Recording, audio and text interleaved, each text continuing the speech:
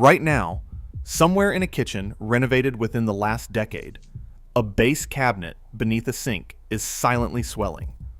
Not from a burst pipe, not from a flood, from the ordinary humidity of a kitchen that gets used every single day.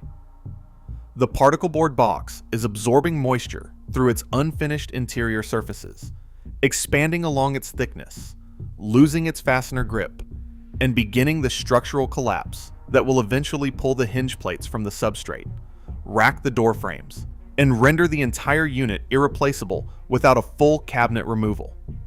The homeowner paid $32,000 for that kitchen. The material inside those cabinet boxes cost the manufacturer approximately $11 per sheet. And this is not a defect. This is the design. Every modern kitchen cabinet is built to melt. That is not a provocative title. It is a material science statement.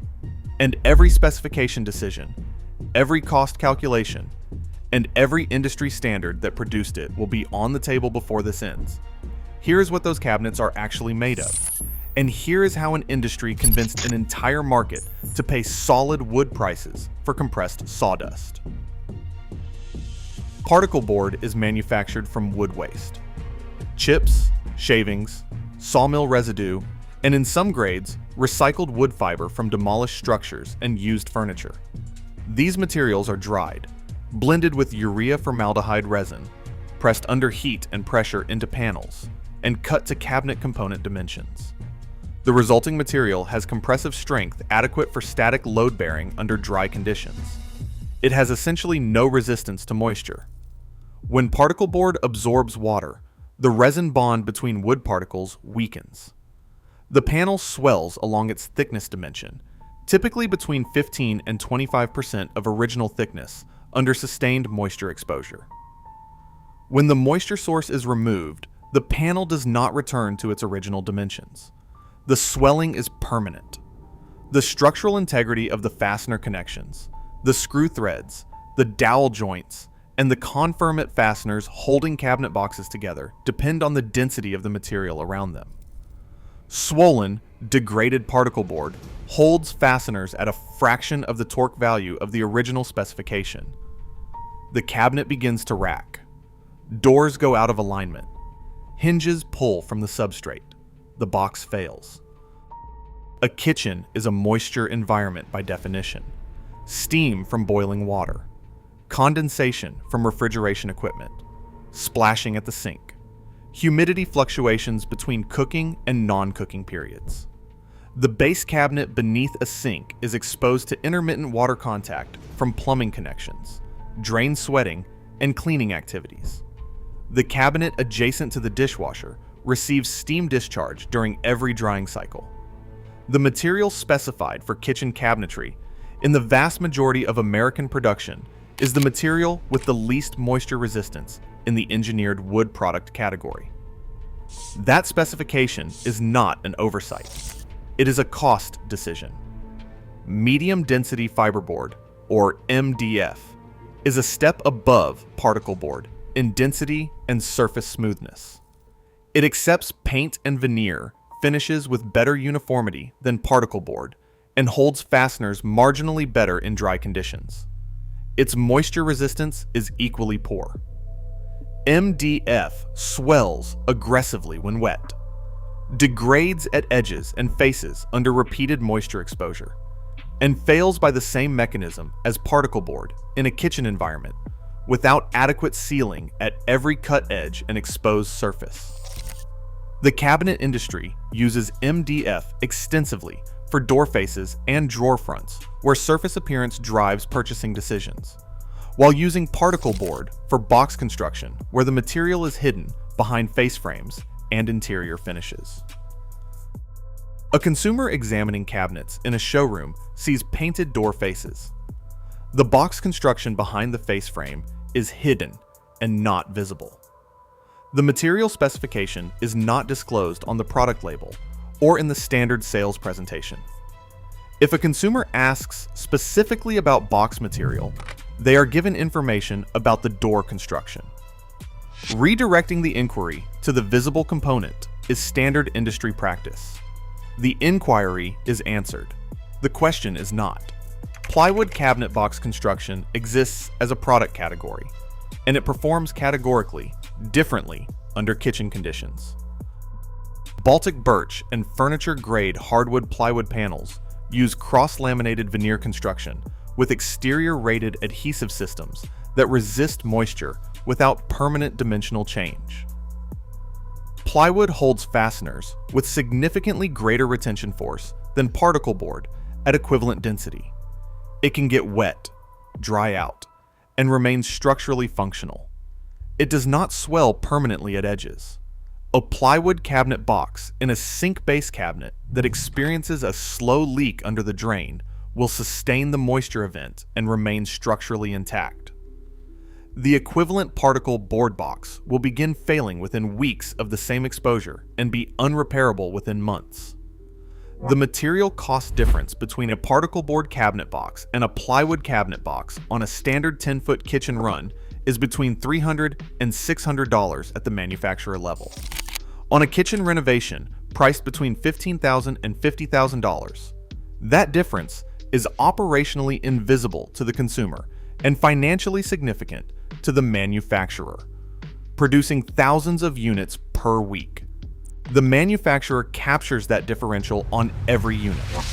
The consumer discovers the consequence 8 years later, when the sink base begins collapsing and the renovation they financed is already half depreciated in performance terms, while still being paid off on a home equity line of credit.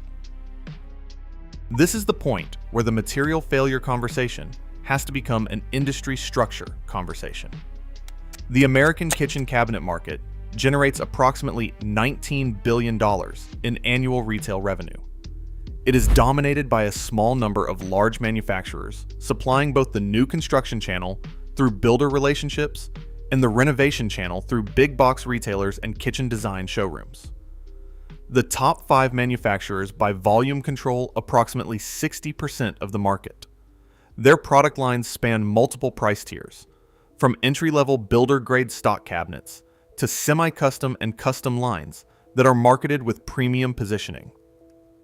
The particle board box construction that characterizes the entry and mid-range tiers does not disappear at the premium tier in most manufacturer portfolios. It migrates upward with better door profiles, soft close hardware, and more sophisticated finish options sitting on the same compromised substrate. The pricing architecture of the cabinet industry is built on finish and hardware visibility rather than structural material performance. A cabinet with a 5-piece shaker door in a painted finish, with full extension soft close drawer slides and dovetail drawer boxes, sells at a price point that communicates quality comprehensively to a consumer evaluating the product in a showroom. The dovetail drawer box is solid wood. It is visible when the drawer is opened. It is a legitimate quality indicator for that specific component. The cabinet box behind the face frame holding the entire unit to the wall is particle board. It is not visible. It is not discussed. The consumer processes the visible quality indicators and extrapolates them to the invisible structural components. The industry depends on that extrapolation being made and never corrected. Cabinet industry trade associations publish voluntary construction standards under which manufacturers can certify their products. The primary standard governing kitchen cabinet construction in the United States is maintained by the Kitchen Cabinet Manufacturers Association. The standard establishes testing protocols for load capacity, finish durability, hardware performance, and structural integrity under defined test conditions. The structural integrity tests are conducted under controlled laboratory humidity conditions that do not replicate the sustained moisture exposure of an active kitchen environment. A cabinet box that passes the KCMA structural standard can still fail under real kitchen conditions within 8 years because the standard was not designed to simulate real kitchen conditions. It was designed to be passable by the materials the industry was already using. Standards organizations funded by the industry consistently produce criteria the funding industry can meet. This is not unique to cabinet manufacturing. It is documented across building products, food packaging, automotive components, and consumer electronics. The standard becomes a marketing claim. The claim obscures the performance gap between what the standard measures and what the product actually experiences in use. The craftsmen building kitchen cabinets before the post-war industrialization of the trade used face frame and box construction in solid wood and solid wood plywood because those were the materials available, and because a cabinet maker's reputation in a community depended on the work remaining functional for decades. A cabinet shop operating in 1948 built furniture. It built objects intended to outlast the transaction that produced them. The social accountability structure of a small trade operating in a community with repeat customers and word-of-mouth reputation created quality pressure that no certification standard was needed to replicate. The industrialization of cabinet manufacturing removed that accountability completely.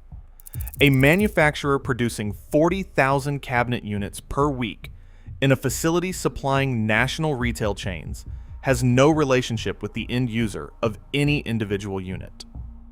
The warranty becomes the accountability mechanism, and it is written to limit exposure rather than guarantee performance. The standard 10-year limited warranty on a particle board cabinet excludes damage caused by moisture, improper installation, abnormal use, and failure to follow care instructions. Moisture is the primary failure mode of particle board in a kitchen environment. The warranty excludes the failure mode the material is most susceptible to, and calls the exclusion a limitation rather than a fundamental product misrepresentation.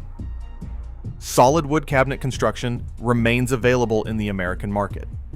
It is positioned as a luxury product with pricing that places it outside the consideration set of most renovation budgets.